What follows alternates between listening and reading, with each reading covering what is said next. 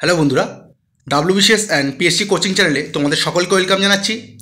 আজকের আমি তোমাদের জন্য আপকামিং যে মিসলেনিয়াস ও পিএসসি ক্লার্কশিপ পরীক্ষাটা আসছে, এই পরীক্ষাগুলোর জন্য আমি একটা জেনারেল স্টাডিজ সিরিজ নম্বর 2 নিয়ে এসেছি। এবং এই সিরিজগুলো তোমাদের যে কোনো পরীক্ষাতেই, সে গ্রাম পঞ্চায়েত হোক, গ্রুপ ডি হোক, এবং যে কোনো পরীক্ষাতে আশা করি খুবই কাজে আসবে।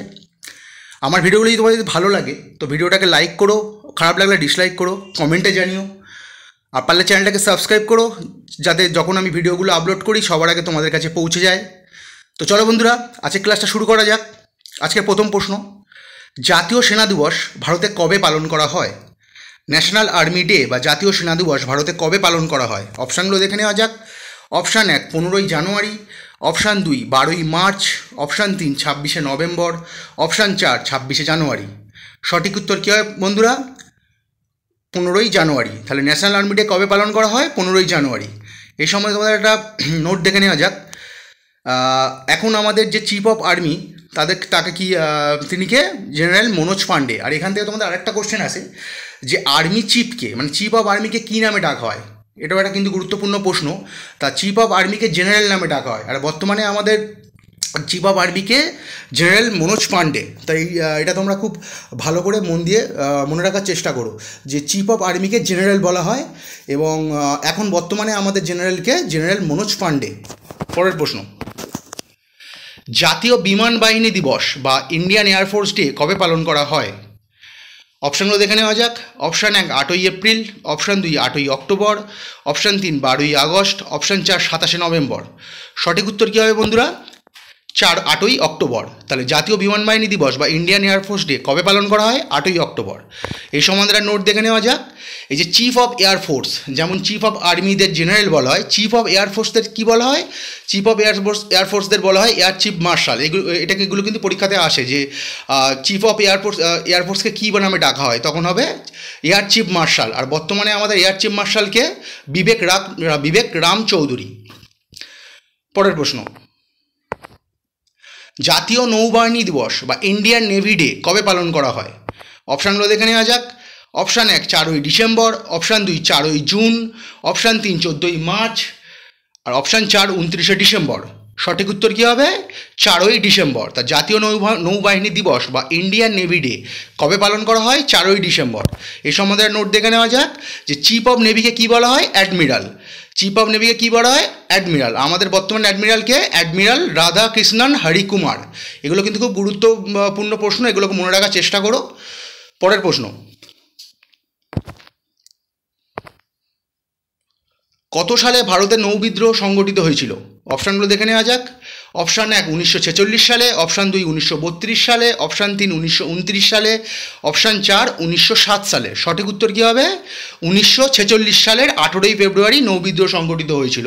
অনেক সময় কিন্তু তারিখটাও জানতে চায়।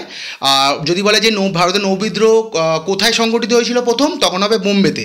আর আরেকটা প্রশ্ন আসে যে কোন জাহাজে এই বিদ্রোহের সূত্রপাত হয়, তখন হবে HMIS তলোয়ার নামক জাহাজে। তলোয়ার নামটাই মনে রাখো, আশা করি অপশান দেখলে তোমরা তখন চিনতে পারবে।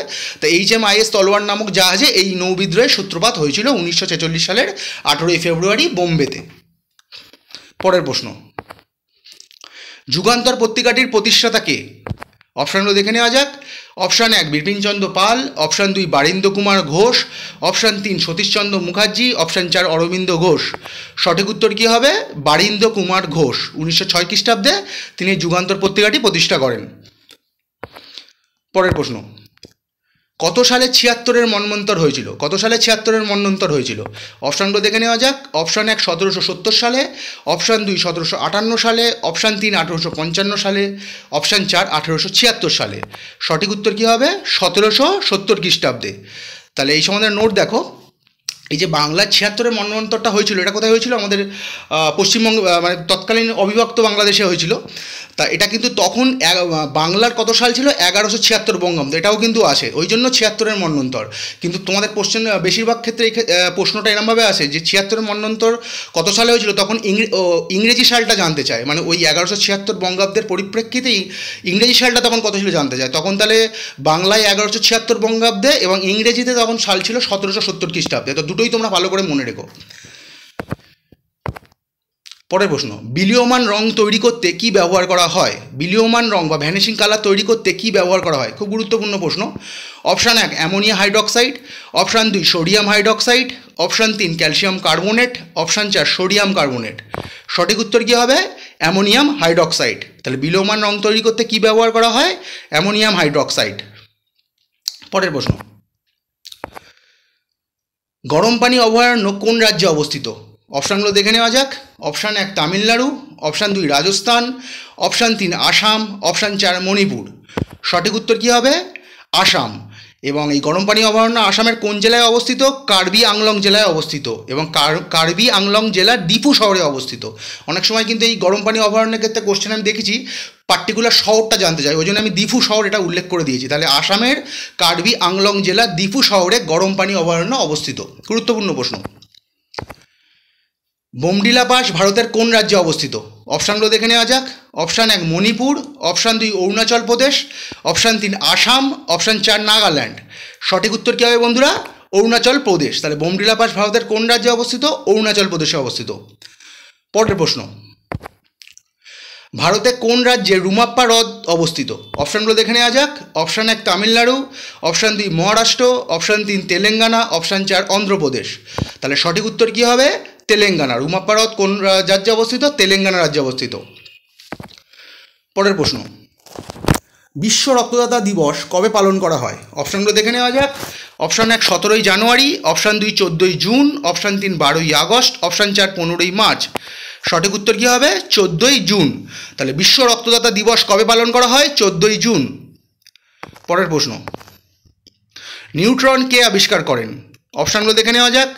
Option 1 Chadwick, option 2 Crookes, option 3 Einstein, option 4 Rutherford. সঠিক উত্তর কী হবে? James Chadwick. তাহলে নিউটন কে আবিষ্কার করেন? James Chadwick. তুলসীদাস কোন সম্রাটের সময় রামচরিত মানস রচনা করেন? অপশানগুলো দেখে নেওয়া যায়। Option 1 Akbar, option 2 Jahangir, option 3 Rampal, option 4 Lakshman Sen.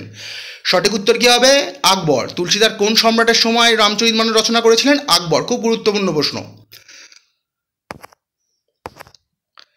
কোন সম্রাট চৌগান খেলার সময় পড়ে যান? অপশানগুলো দেখে নেওয়া যাক। Option 1 Humayun, option 2 Qutubuddin Aibak, option 3 Iltutmish, option 4 Mohammad bin Tughlaq. সঠিক উত্তর কী হবে? কুতুবউদ্দিন আইবক। এই সময় তোমাদের আরেকটা জিনিস জানিয়ে রাখি, আমার নোটটা লেখা হয়নি, যে চৌগান খেলাটা বর্তমানে দেখবে যে পোলো খেলা, সেই খেলারই অপর নাম হচ্ছে চৌগান। এটাও আসে যে ঘোড়ায় করে খেলা দেখবে, এবং এই খেলাটা সবসময় ডান মানে কোনো লেফট হ্যান্ডে খেলা যায় না, সবসময় ডান দিক দিয়েই খেলতে হয় এই পোলো খেলা। এই কোশ্চেনগুলোও আসে, তোমাদের এই সূত্রে আমি জানিয়ে রাখলাম। তাই চৌগান খেলার সময় কে মারা গেছিল ঘোড়া থেকে পড়ে? কুতুবউদ্দিন আইবক। কোনো বিল অর্থ বিল কিনা কে ঠিক করেন? অপশানগুলো দেখে নেওয়া যাক। অপশান 1 লোকসভার স্পিকার, অপশান 2 রাষ্ট্রপতি, অপশান 3 অর্থমন্ত্রী, অপশান 4 প্রধানমন্ত্রী। সঠিক উত্তর কী হবে? লোকসভার স্পিকার। তাহলে কোনো বিল অর্থ বিল কিনা কে ঠিক করেন? লোকসভার স্পিকার। এটা কত নম্বর আর্টিকেলে আছে? 110 নম্বর 110-এর 3 নম্বর ধারাতে এই সম্বন্ধে বলা আছে। চলো বন্ধুরা, পরের প্রশ্ন।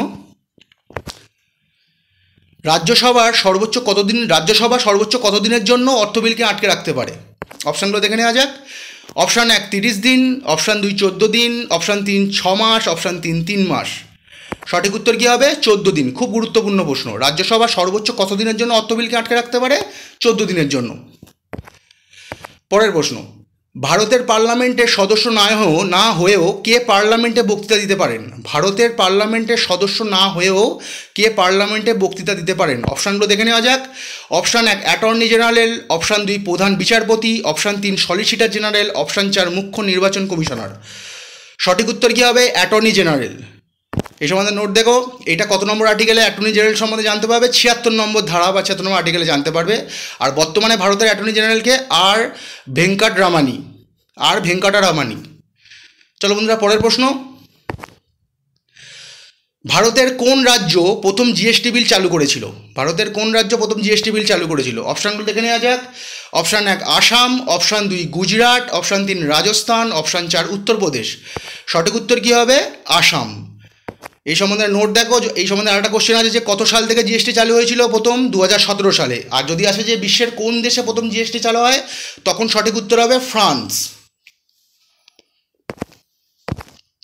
পরের প্রশ্ন, ফ্লাড অফ ফায়ার বইটির লেখক কে? ফ্লাড অফ ফায়ার বইটির লেখক কে? অপশানগুলো দেখে নেওয়া যাক। Option 1 Amitav Ghosh, option 2 অমাত্য Sen, option 3 Shashi Tharoor, option 4 Ashapurna Devi. সঠিক উত্তর কী হবে? অমিতাভ ঘোষ। তাহলে ফ্লাড অফ ফায়ার বইটির লেখককে অমিতাভ ঘোষ। ইনি যত দূর সম্ভব 2007 সালে কিন্তু জ্ঞানপীঠ পুরস্কার পেয়েছিল। এটা আমার নোটটা লেখা হয়নি, যতদূর মনে পড়ছে আমার 2007 সালে অমিতাভ ঘোষ জ্ঞানপীঠ পুরস্কারে ভূষিত হয়েছিলেন। এই প্রশ্নটা আসে, পরে কোনোদিন সুযোগ পেলে আমি এটা অন্য সিরিজে আমি দিয়ে আপলোড করে দেবো। চলো বন্ধুরা, পরের প্রশ্ন, ডেভেলপমেন্ট অ্যাজ ফ্রিডম বইটি কার লেখা? ডেভেলপমেন্ট অ্যাজ ফ্রিডম বইটি কার লেখা? Option 1 Amitav Ghosh, option 2 অমাত্য Sen, option 3 Mahasweta Devi, option 4 Shashi Tharoor. সঠিক উত্তর কী হবে? অমাত্য সেন। তাহলে ডেভেলপমেন্ট অ্যাজ ফ্রিডম বইটি কার লেখা? অমাত্য সেনের লেখা। এই সম্বন্ধে নোট দেখে নেওয়া যাক। অমাত্য সেন কত সালে নোবেল পেয়েছিল? 1998 সালে। কোন বিভাগে? অর্থনীতি বিভাগে। এবং তিনি কত সালে ভারতরত্ন পান? 1999 সালে। এগুলো কিন্তু আসে, খুব ভালো করে মনে রাখার চেষ্টা করো। পরের প্রশ্ন, মানবদেহের পাঁজরের সংখ্যা কটি? অপশানগুলো দেখে নেওয়া যাক। অপশান 1 20টি, অপশান 2 22টি, অপশান 3 24টি, অপশান 4 32টি। সঠিক উত্তর 24টি। মানবদেহে পাঁজরের সংখ্যা কটি? 24টি। পরের প্রশ্ন, কোন মুসলিম শাসক প্রথম দক্ষিণ ভারত দখল করেন? অপশানগুলো দেখে নেওয়া যাক। Option 1 Akbar, option 2 Alauddin Khalji, option 3 Mohammad bin Tughlaq, option 4 Firoz Shah Tughlaq. সঠিক উত্তর কী হবে? আলাউদ্দিন খলজি। এই সম্বন্ধে একটা নোট দেখে নেওয়া যাক। এই দক্ষিণ ভারত অভিযানে আলাউদ্দিন খিলজির সেনাপতি কে ছিল? মালিক কাফুর। এই কোশ্চেনটাও কিন্তু আসে, যে প্রথম তো এখানে গুরুত্বপূর্ণ প্রশ্ন, কোন মুসলিম শাসক প্রথম দক্ষিণ ভারত দখল করেছিল? আলাউদ্দিন খলজি। এবং এই দক্ষিণ ভারত অভিযানে তাকে কে সাহায্য করেছিল, বা সেই সময় আলাউদ্দিন খলজির সেনাপতি কে ছিল? তখন সঠিক উত্তর হবে মালিক কাফুর। এই কোশ্চেনটা কিন্তু আসে, খুবই গুরুত্বপূর্ণ প্রশ্ন। চলো বন্ধুরা, পরের প্রশ্ন, লুসাই উপজাতি কোন রাজ্যে দেখা যায়? অপশানগুলো দেখে নেওয়া যাক। Option 1 Tripura, option 2 Kerala, option 3 Bihar, option 4 Madhya Pradesh. সঠিক উত্তর কী হবে? ত্রিপুরা। লুসাই উপজাতি ভারতের কোন রাজ্যে দেখা যায়? ত্রিপুরা। পরের প্রশ্ন, ন্যাশনাল হেরাল্ড পত্রিকাটি কে প্রকাশ করেন? অপশানগুলো দেখে নেওয়া যাক। Option 1 Mahatma Gandhi, option 2 Jawaharlal Nehru, option 3 Lala Lajpat Rai, option 4 Gopal Krishna Gokhale. সঠিক উত্তর কী হবে? জওহরলাল নেহরু। তাহলে ন্যাশনাল হেরাল্ড পত্রিকাটি কে প্রকাশ করেছিলেন? জওহরলাল নেহরু। কম্পিউটারে ব্যবহৃত আইসি চিপস কী দিয়ে তৈরি? অপশানগুলো দেখে নেওয়া যাক। Option 1 silicon, option 2 chromium, option 3 nickel, option 4 তামা। সঠিক উত্তর কী হবে? সিলিকন। তাহলে আইসি চিপ কী দিয়ে তৈরি? সিলিকন দিয়ে। পরের প্রশ্ন, ভারতের বাগিচা নগরী বা গার্ডেন সিটি কোন শহরকে বলা হয়? অপশানগুলো দেখে নেওয়া যাক। Option 1 Bangalore, option 2 Kochi, option 3 Cuttack, option 4 Chennai. সঠিক উত্তর কী হবে? ব্যাঙ্গালোর।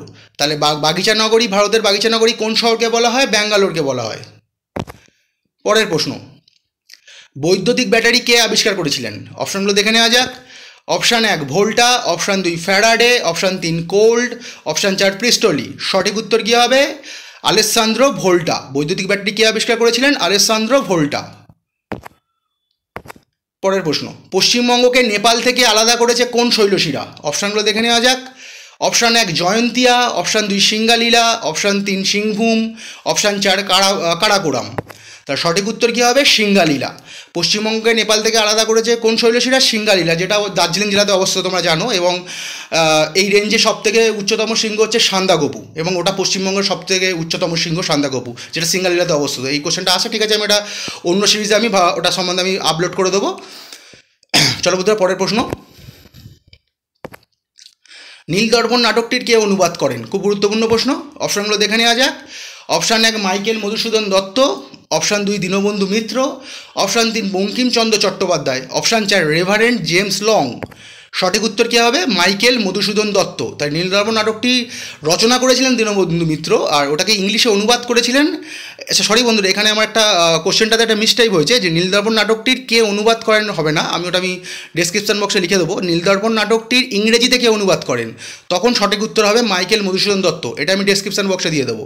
নীলদর্পণ নাটকটির রচয়িতা হচ্ছে দীনবন্ধু মিত্র, আর নীলদর্পণ নাটকটির ইংরেজিতে কে অনুবাদ করেছিলেন, কোশ্চেনটা আমার ইংরেজিতে লেখাটা ভুল হয়ে গেছে, আমি লিখতে ভুলে গেছি, তখন হবে মাইকেল মধুসূদন দত্ত। নীলদর্পণ নাটকটিকে ইংরেজিতে অনুবাদ করেন মাইকেল মধুসূদন দত্ত।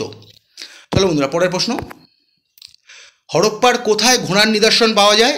অপশানগুলো দেখে নেওয়া যাক। Option 1 Lothal, option 2 Surkotada, option 3 Ropar, option 4 Kalibangan. সঠিক উত্তর কী হবে? সুরকোটাডা। তাহলে এইটা বর্তমানে কোথায় অবস্থিত?